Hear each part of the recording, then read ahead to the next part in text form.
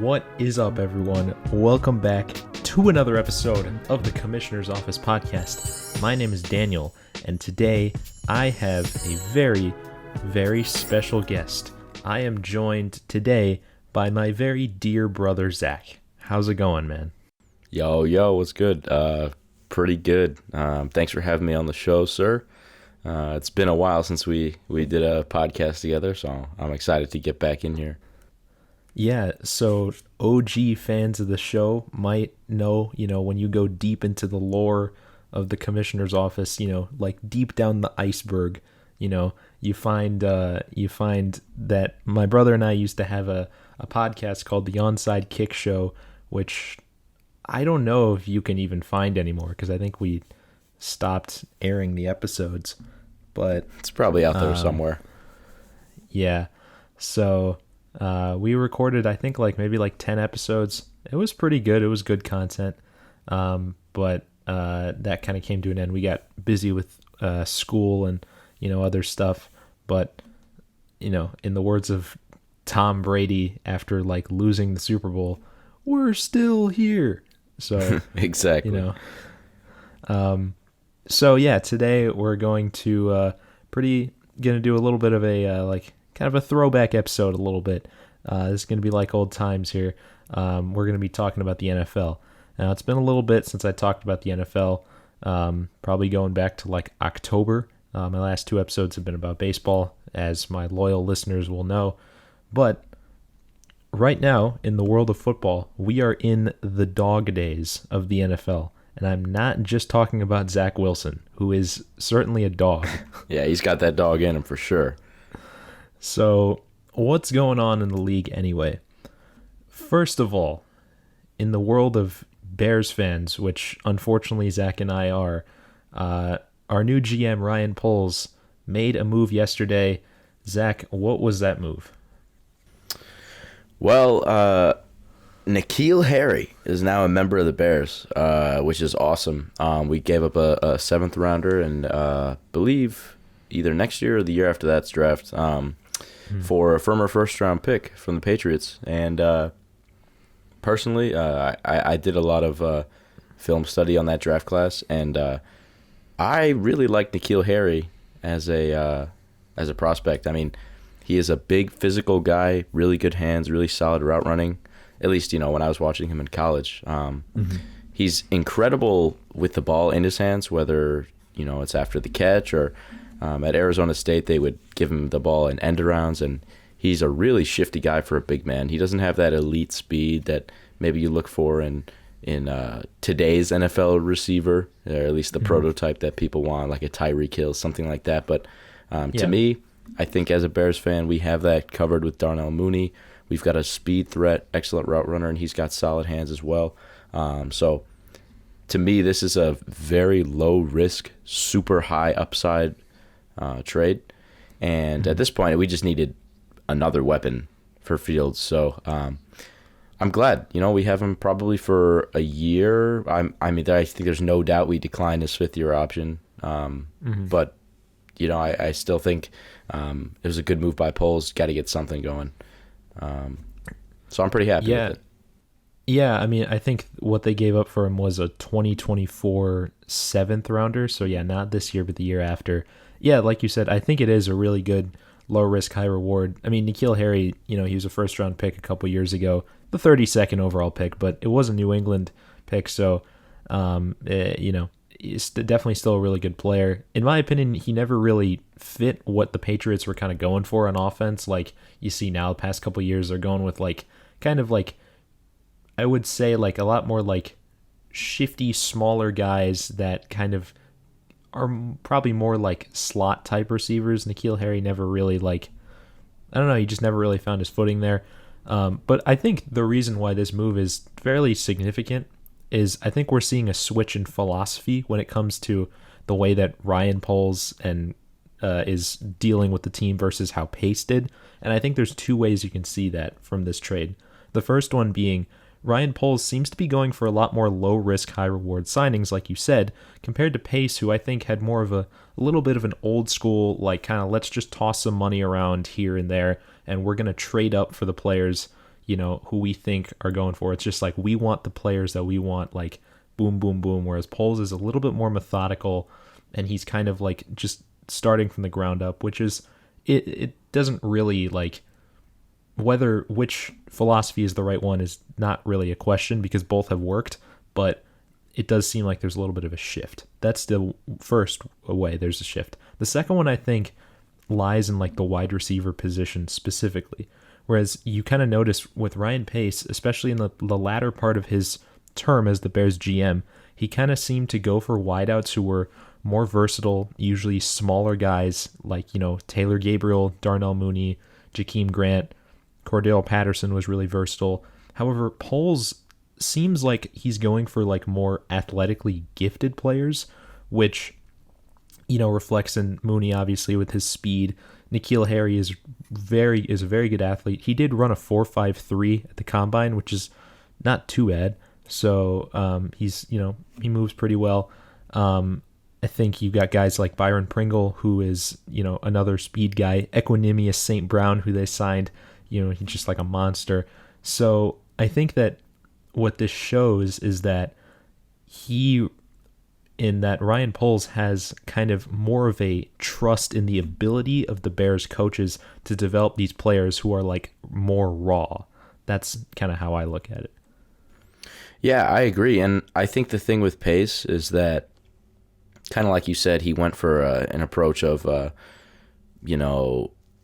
low risk, high reward guys, developmental people who works that type of picking works great for the later rounds. You want to take guys that have a ton of potential and maybe won't necessarily be an impact to your team unless on special teams. Like you got 4th round pick Eddie Jackson, maybe even 5th round pick. Kyrie's Tonga, I'm pretty excited about. He was their 7th round pick from BYU on the D line. Travis Gibson was a 5th round pick. Darnell Mooney was a 6th or 5th round pick. And I think that Pace was a phenomenal drafter beyond pretty much the 3rd round. But unfortunately, he had that same philosophy of, hadn't shown too much in terms of NFL skill or NFL promise in college. And he kind of used that philosophy on the 1st round. And that's why we got players like Mitch Trubisky on our team, Adam Shaheen, that draft pick, instead of the more established player. I think in terms of the Trubisky pick, everyone talks about that all the time. We've heard enough about it. But as you can see, he's going to be the starting quarterback for the Steelers this year. He played really well in the Bills offense. And I think for the Bears, I watched pretty much every minute of Trubisky play as a Bear, and I can confidently say that, he was a quarterback who was certainly a game manager and did enough to get us to the playoffs. Yeah, it was that defense, but, if you have a quarterback who's throwing a ton of interceptions, he's turning the ball over all the time, he can't lead drives down the field at all, you're not going to be in that position with a, 10-6 record. And so I think that there was a lot of error on Pace's side, especially in free agency. I don't think he was great at using money. But we don't have to worry about that anymore. We have Poles. He started off by kind of ripping the Band-Aid off and scrapping our whole team. And just touching back on that N'Keal Harry trade, that wide receiver class was one of the best wide receiver class in the last few years. N'Keal Harry went 32. Marquise Brown went 25. A lot of people thought that that pick 32 was going to be DK Metcalf, maybe even a Deebo Samuel. Deebo Samuel, if not for injuries, probably would have been a 1st-round pick out of South Carolina. But still, all the first receivers off the board, Marquise Brown, N'Keal Harry, Deebo Samuel, A.J. Brown, Mecole Hardman. You got J.J. Arcega-Whiteside, not a great pick. Paris Campbell, I still believe in him. Andy Isabella, DK Metcalf, Deontay Johnson. Jalen Hurd is still figuring it out. And then you got Terry McLaurin. That was an incredible class. Hunter Renfrow, Darius Slayton, Travis Fulgham had some success. So Scotty Miller. Yeah, exactly. There's a ton of guys here. Yeah. And so for me, if you can get originally a player who was picked over all of these talented guys, Deebo Samuel, A.J. Brown, DK Metcalf, Terry McLaurin, if you can get him for the price of a 7th, see if you can kind of revive his career a little bit. I think that's a great trade. The Patriots, I agree. I don't think he fit exactly what they were trying to do. He was hurt a lot. He was only targeted around 100 times, probably his entire 3 seasons there, just due to lack of playing time, whether that was injuries, coaching, whatever. So I'm pretty excited about that trade, and I hope he has a revival here in Chicago. Yeah, it'll be interesting to see what happens. Also in addition to the new system in Chicago, he's obviously coming from a different system in New England, where especially in those later years without Brady, or when Brady was kind of in his last years, that was definitely more of a run centric Patriots team.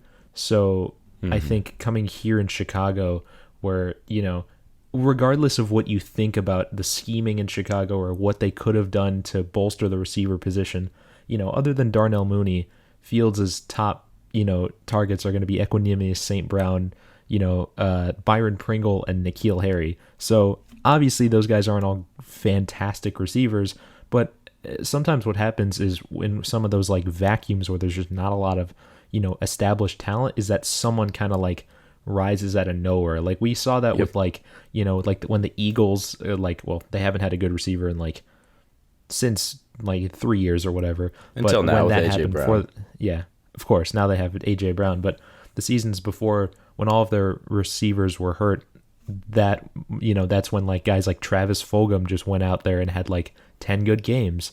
And Greg don't Ward. know if he's Greg Ward. So we'll see what happens. That's going to be an interesting storyline to follow as we get closer to the season. Let's look at something different here. So it was reported a couple days ago, this is not official, but it was reported that the new Browns quarterback, Deshaun Watson, who just got $230 million guaranteed in his new contract, will receive a 4 to 6 game suspension, which I'm not a lawyer, nor do I know the extent of the situation that he is in, but considering the giant legal battle he was in, and also the NFL's reputation as being a little bit light on these kinds of issues when they come up, this seems kind of not very well thought out. Only 4 to 6 games. What do you think about that? Regardless of where you are standing on that Deshaun Watson trial, no matter what side you're supporting, I personally think it is a fair statement to make when I say that the Browns handled this situation very poorly. I think that when you have not necessarily a top 10 quarterback, but I would definitely say a top 15, even at his worst season, a top 20 quarterback in Baker Mayfield, former first overall pick. He helped take you to the playoffs, the AFC, deep into the AFC playoffs, for the first time in Lord knows how many years, and you don't need to re-sign him to a huge extension right away. You still got a fifth-year option for him to play on. He's given every single thing he's had to the city of Cleveland. He's played through a ton of injuries, which definitely negatively impacted his numbers. But overall, he is a winner, and he played all of those games, his absolute heart out. And so I personally think that it is really just disrespectful to pursue, yes, a more talented quarterback, but a much more complicated situation.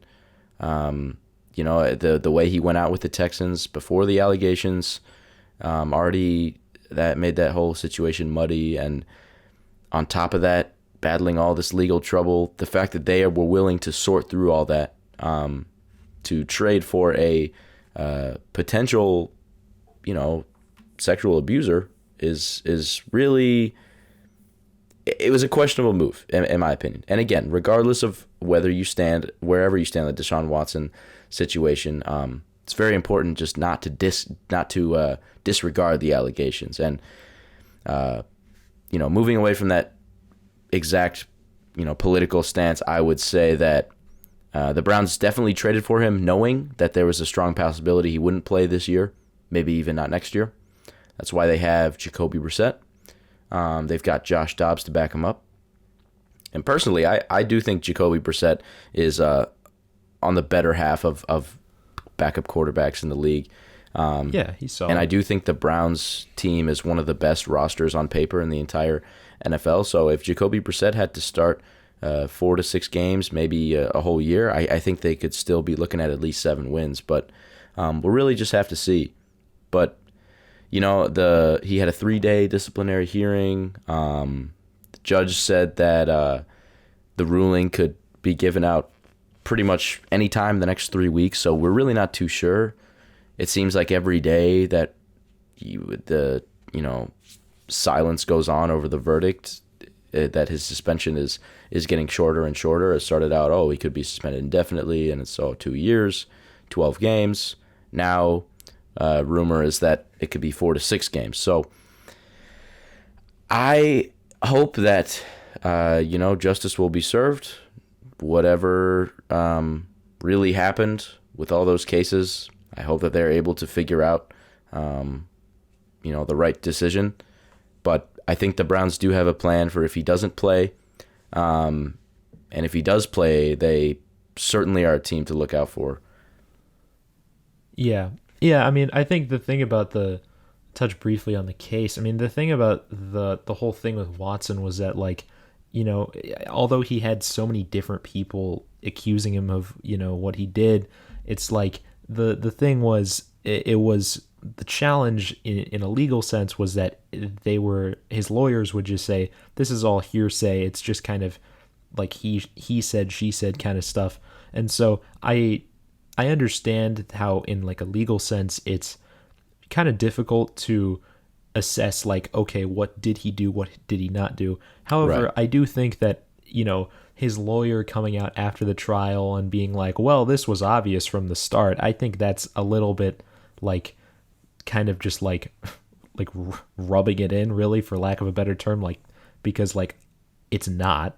But I think that, it's pretty clear that the NFL, if it's not already in hot water because of all the other situations they have now, you got Dan Snyder having to go testify to Congress about, just overall being a bad person and being I was going to say, I don't think anybody's really debating over the Dan Snyder cases.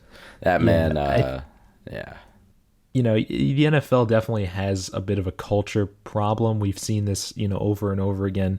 And I think that if it were to be 4 to 6 games, I think the NFL could argue and say, look, he didn't get convicted of anything, at least not yet, and the legal case against him was kind of muddy at best. So, but we're still disciplining him, and so kind of they could see that as a middle ground, which I don't know. I won't share my opinion on it, but I think it would be a little bit, I don't know. It's a very odd situation, but it's also odd because not too long ago there was reporting that Deshaun Watson was being was going to be suspended indefinitely, which is basically Right. what happened to Josh Gordon, for example, when he just kept getting suspended over and over again. So And that was for is, marijuana use. That wasn't for... right, not for domestic violence, but it was right. but that's worse than, it's a worse suspension than what Deshaun Watson would be getting if this reporting is to be true. Right. So it's not really clear what the situation is, but we'll just kind of have to see how, it plays out over the next couple weeks. Yep, I agree. And it's important to note as well that the Browns, they definitely did plan for this. Because their whole 5-year, $230 million contract, the whole clause with that is that if he doesn't play 2022, everything is kind of just shifted back a year. Instead of expiring in 2026, it expires 2027. He's got a base salary of, I think, $1 million or less than $1 million just for this year. So, if he doesn't play, they're not losing a ton of money. But it'll be interesting to see how that plays out. But how about Baker Mayfield? Yeah, that's the next thing. Baker Mayfield got traded. He went to the Panthers. In turn, the Browns got a conditional day 3 draft pick, which I think I would assess that that's about the NFL equivalent of like a half jar of mayonnaise. Yeah, I would Like, agree. just like I don't. I mean, you did most of the mentioning about the Browns with Baker Mayfield. It's pretty clear the Browns ownership just in the front office did not really, just kind of kicked him to the curb. Baker Mayfield is the best quarterback that they've had since like the 80s, other than like one good season from Derek Anderson in 2007. Like, Baker Mayfield is a very solid player. I do think that there is blame to kind of go all around on how he kind of left in the first place, because I think maybe Kevin Stefanski was a little bit of like, I don't want to say a wet blanket, but like Baker Mayfield was clearly playing through an injury that he shouldn't have been playing through. And I think at some point he should have just stepped in and said, "Look, this is not about me. It's about you. You need to get healthy. We can, cut our losses right now, but your long-term health is more important," which I think that could have been established. Baker Mayfield, I think maybe it was a little bit too all in his head, and he was like, "I need to carry the team to victory," when he just couldn't. So, I understand why everyone's mad, but sorry. To comment on that though, I don't see how you can hold that against him. That is the medical professional, that's the coach. That's their decision to say, hey, you can't play, because there are plenty of players who would play through injuries. When you get a concussion, it used to be, oh, you'd be out for a couple games. Now sometimes they'll let you come right back in. That is for them to decide. I think that if Baker Mayfield is playing through a torn labrum in his shoulder, I mean, when you look at the games, so he's played 4 seasons. His rookie year, he had 14 games that he was able to play in. Started 13 of them. The next 2 years, he played every single game. And last year, he played 14 games, and yet he's had probably an injury on the last 3 years at least. He tore his labrum. I believe that was last year. And to me, I think just the fact that he continues to push himself even through injury, he puts his way in bodily harm, I think that just shows how committed he was to the team. And again, I agree with you. That wasn't the smart decision. He should have worried about his long-term health. But I don't really see how you can hold that against him, that he wasn't trying to give the city his all. And, I've always been a Baker Mayfield fan, admittedly. I think that there is a big difference from NFL Baker Mayfield to college Baker Mayfield. College, you saw him, a little bit more cocky than he is now. I would say in terms of to the media, on the field, he seems to be a lot more level-headed. He's definitely still, is still Baker. He's still a very competitive, very confident player.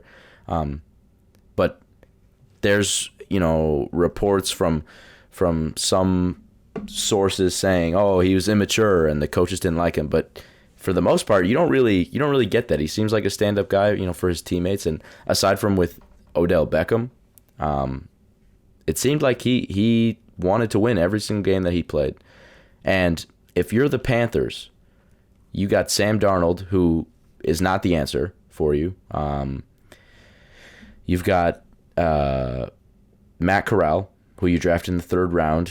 He could be the answer a long time, but we just don't know. He's probably not NFL ready at the moment, at least not with the offensive line that the Panthers have right now. They're getting better, but to me, if you get a number 1 overall pick who was the rookie of the year, who has not even played out his rookie contract, for a 4th round pick, conditional 4th round pick in next year's draft, that is an incredible trade. Because the Panthers, they've got the money to handle the salary. That's not a problem. And, I don't see how anyone but the Browns lost this trade, to be honest. You had to get rid of him after you traded to Deshaun Watson, but you got a 4th round pick in return. That's nothing for your 1st overall pick, the guy who turned your franchise around. And, the Panthers have said it's an open competition between quarterbacks, but Baker Mayfield is going to win that job week 1. and he's going to go out there and he's going to get wins for their team. And I don't think the Panthers have a good enough roster to necessarily make a deep drive into the playoffs, but Baker could surprise a lot of people. You don't want to doubt him. That's the last thing you can do about Baker. And so I'm pretty excited for that Week 1 Panthers-Browns matchup. No matter if Deshaun Watson is playing or not, I think it's going to be a good game. And I'm rooting for both sides to work out, but I certainly hope that Baker pans out well in Carolina. Yeah, I mean, I wasn't back to what you're saying about Baker and the Browns. I was not trying to say something about make a point about his character. I understand him playing through injury. I think that I still think it's more on the coaches and the executives that are just like, hey, we gotta like get our guy here and make sure he doesn't injure himself further. Should he come back from his shoulder surgery all healed up, he'll be great on the Panthers. I don't deny that. I think it's a little bit of a fine line though between playing through injury and kind of like letting the competitiveness kind of like take over a little bit more of like common sense. But back to Baker on the Panthers, it's a great move for the Panthers because in my opinion they don't really have a lot to lose. Like their team I don't think was going to be like terrible anyway, even with Sam Darnold. They're not a playoff team, or at least they're not like a really like, I don't know, with the 6th seed maybe they could sneak into the wild card. I don't know. That division isn't, I mean, Falcons probably aren't going to be super competitive. Saints are always kind of like iffy now that they don't have Drew Brees. So, it's going to be an interesting team. The Panthers have formed a lot of really like fascinating teams over the past couple of years. They showed some flashes of being really solid last year. They have a great receiving core. Their defense is young, but still pretty good. So it's going to be an interesting team. And yeah, that first game versus the Browns is going to be crazy. Yeah, agreed. All right. So now we are going to bring back an old segment from the Onside Kick Show. It is time for the quiz. Zach, do you want to go first or should I? Sure, I got one for you. Okay, hit me. So there have been 2 players in NFL history, I should say 2 quarterbacks, that have more wins than rushing yards. Do you happen to know who those 2 quarterbacks are? More wins than rushing yards. Okay. I want to say Peyton Manning is one of them. And the other one, I don't think it's Brady, because I know he has 1,000 rushing yards. More wins than rushing yards. So it's got to be someone who's like really good, but not mobile at all. So it can't be someone like Brett Favre or Aaron Rodgers. I'm going to say like, man, this is... I hope that this is gonna be one of those questions where it's gonna be like, oh, the second one was Kellen Clemens. You're just like, oh, nice. But I'll say Kurt Warner. That's my guess. Peyton Manning and Kurt Warner. That's a pretty good guess, but unfortunately, those are both wrong. So really, the 2 QBs that have more wins than rushing yards, you got Dan Marino. Okay. Yeah. And Kenny Stabler. Okay. Yeah, okay, Ken Stabler, that's a little surprising, because I thought he was pretty mobile when he played, but let's see, how many, did he just have a lot of wins, or did he rush for a lot? I'm looking at his stats now. Yeah, I mean, Ken Stabler for his career, so he had 96 wins total in his year, and if you look at his rushing yards, 93. He had, actually, man, that's interesting. It says, yep, 93 rushing yards. There you go. Yeah. Okay. So it wasn't by much. Okay. And credit to NFL Fun Facts on Instagram for that one. That's a really cool account. They have a ton of crazy facts. So got to give credit where it's due. I would highly check them out on Instagram if you guys have not heard of them. Yeah, that is a pretty cool account. In terms of Dan Marino, he had 147 wins in his career, and rushing yards, he had 87. Wow. So you think Okay, Tom that Brady is- never runs? Well, you just got to think about somebody like Dan Marino, Ken Stabler.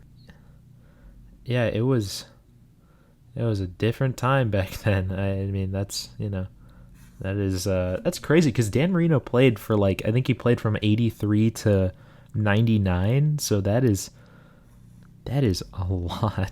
That is a lot of a difference between having only 87 rushing yards. That's nuts. Yeah. Okay. All right, Zach, are you ready for this one? Yes, sir.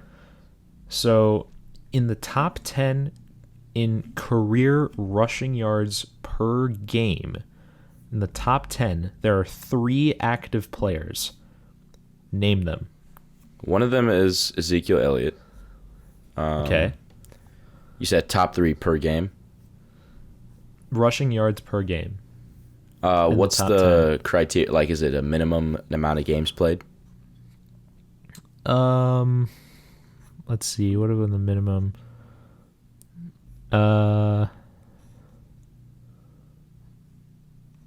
Let's see here. I think the minimum is. It says for rush. I'm looking this on Football Reference. It says season minimum for rushing 6.25 rushing attempts per team game, and then 750 running attempts. That's okay. I can still just take because if you play one game in your career, and then rush for 200 yards, so Jonas Gray it's not going to be like Jerome Harrison or something. Yeah, no, I got you. Well, if I had to guess, I know Zeke Elliott. He should be one of them because he was a few years ago. I would say him, maybe Derrick Henry, and it could be Jonathan Taylor right now. If not him, then maybe Todd Gurley. But I'll probably go with Jonathan Taylor, Zeke, and who else did I say? Derrick Henry. Yep. Okay, you actually got 2 out of the 3. Okay. Good job there. So at number 4 was Jonathan Taylor, who has averaged 93 yards a game. That makes sense when you think about it because he's just rushed for so many yards in only a few seasons. Yeah, 2 seasons. Yeah. So has he played 2 seasons? Yeah, 2 seasons. Mm-hmm. Number 8 was Dalvin Cook. I could have got that. Yeah, that one. Wait, number 8? And then number 8. And then Zeke was tied for 10th. Really? I said top 10. Yeah. Oh, sorry. You said top 10 and yep. Okay. I understand. Yeah. So Zeke was tied for 10th. And so that is career-wise. That's not just active players.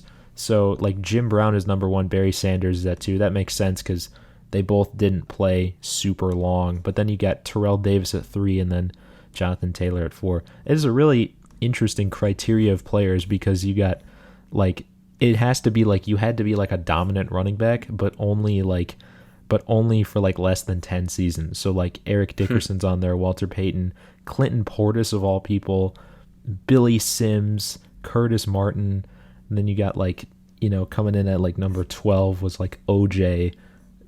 I guess he just killed it for 10 seasons and then just left. How long did he play for? Yeah, I'm not quite sure. He played for 10 seasons. But yeah, I think it's more so just that you don't have those seasons where you're like Adrian Peterson, you're still pumping out yards, but it's just at a much lower clip. So that makes sense. I'm kind of surprised that Derrick Henry isn't in the top 10. Let's see where Derrick Henry is. Derrick Henry is at 22. Okay. So guys like LT, Jamal Lewis, Adrian Peterson, Emmitt Smith all scored higher. Nick Chubb was actually the next nearest guy, active player. He was at number 13, right behind OJ. Who's 1 and 2? Jim Brown and Barry Sanders. That makes sense. 2 legends. Well, that was a good one. I like that. All right. Well, that is going to conclude this episode of the Commissioner's Office podcast. First off, Zach, I want to thank you so much for joining me. I hope you had a good time today. Yeah, I did. Thanks so much for having me on. And hopefully you'll see you soon. Yeah, so make sure to check out the Commissioner's Office page on Apple and Spotify. And if you know me or Zach, for that matter, personally, and you have a suggestion for a future episode, send them our way, because I always appreciate all of your suggestions that you give to me. Thank you so much for listening, and I will see you all next time.